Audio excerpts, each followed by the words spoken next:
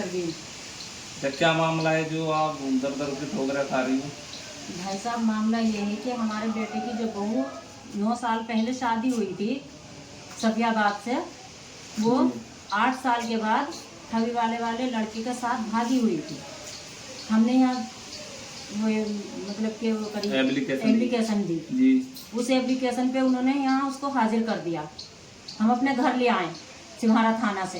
अरे कितना टाइम पहले शादी हुई थी? ये हुई थी 10 साल हो जाएंगे अब उनकी। ठीक है। 10 हो गए, 11 हो जाएंगे। क्या बच्चे हैं? एक लड़का है, पहली लड़की है 7 साल की थी, और उसके बाद 6 साल का लड़का है। अच्छा। हाँ। बताओ फिर क्या हुआ? वहाँ से जब हमारे पास आ गई तो उसके वालिद साहब आए। वालिद साहब यहाँ से लिखित रूप में लेके गए। ले जाने के बाद उन्होंने हम पे फोन किया कि दिल्ली के आ गए थे हम, और दिल्ली से वो भाग गई। हमने उनसे कहा, लड़की के वालिद साहब ने आपसे कहा कि लड़की मेरे यहाँ से भी चली गई। हाँ ठीक है। हमने उनको कहा कि जब वो वहाँ से भाग गई तो तुम दिल्ली से बम्बई मत जाओ, सिम्हारे आओ और अपने बड़ों का साथ लेके भाभी वाले जाके उनसे शिकायत करो, बात रखो। जी। उन्होंने कहा कि मैं अब सिम्हारे कभी नहीं आऊँगा, जो तुमसे हो कर लो। आपने उसके बाद इसकी शिकायत स्थानीय थाने को दी? इस बारे में कोई प्रार्थना पत्र आपने दिया था? जी, हमने कई बार वो करी, एप्लीकेशन लगाया। एक बार हमने मतलब उससे वकील के जरिए से लगाया। उन्होंने बोला कि मैं ऑनलाइन 3 जगह कर रहा हूँ। अच्छा। लखनऊ भी भेजूंगा और बिजनौर भी भेजूंगा और यहाँ सिम्हारे में भी रहेगा। ठीक है। तो उसके बाद भी हमें कुछ नहीं मिला।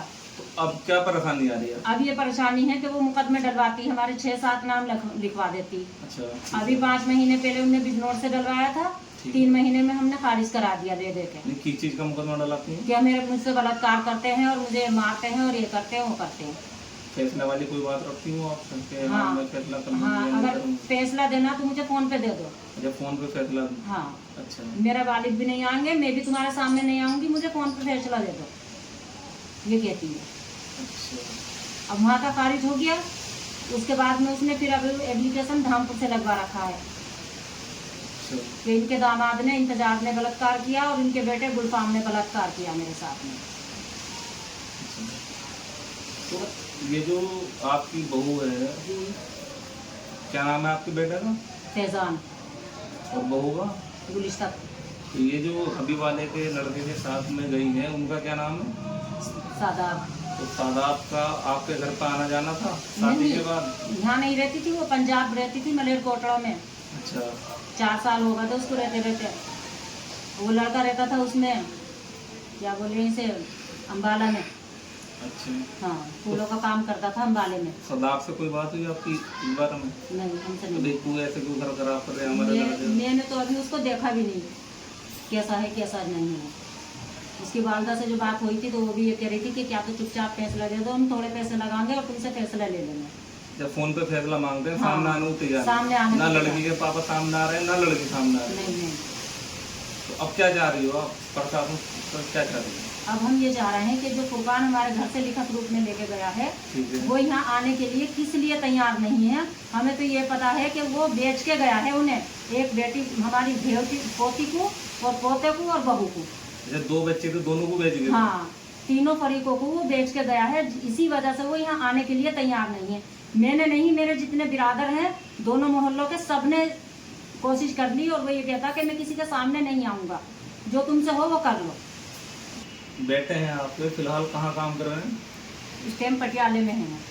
पटियाला में काम कर रहे हैं? हाँ, मछली की मजदूरी करता है, गाड़ी पे पकड़ने जाता है। जी। अब वहीं से ही उसको बीच में 5 लड़कों ने, एक हबी वाला का है, 4 उसके साथी और कहीं के हैं, उन्होंने मार के उसके पैसे भी छीने और उसका मोबाइल भी खत्म कर दिया, ले लिया।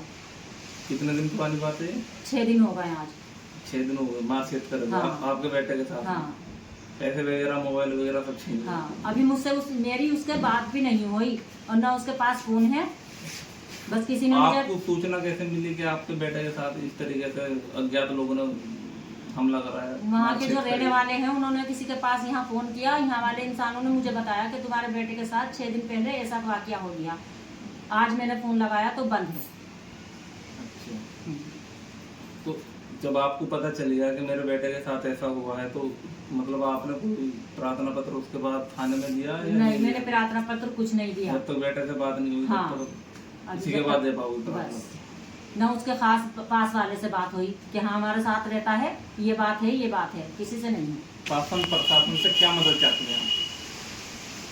इनसे हम ये चाहते हैं सब शासन प्रशासन से कि हमारे जो समधी साहब हैं फुरकान, हाजी फुरकान जी और जिस लड़के के साथ हमारी बहू गई हुई है हबी वाले शादाब के, जी हमें और हमारे बच्चे को और हमारे परिवार को उनकी जान माल का हमें उनसे खतरा है। वो कहते हैं फ़ोन पे, धमकी देते हैं। धमकियाँ देते हैं आप? हाँ कि जो तुमसे हो कर लो, और ऐसा है कि हम तुम्हें उल्टा टांग देंगे, जो हम हमारे पास होगा हम तो वो कर सकते हैं। अच्छा। हाँ अभी वाले भी यही कहते हैं कि मरवा देंगे हम, तलाक नहीं देता तो, वरना दे दे फ़ोन पे तलाक, क्या जा रहा तेरा। और अभी भी 6 दिन पहले उसके ऊपर हमला कर चुके हैं वहाँ पंजाब के अंदर, आपके बेटे को? बेटे के ऊपर फैजान के।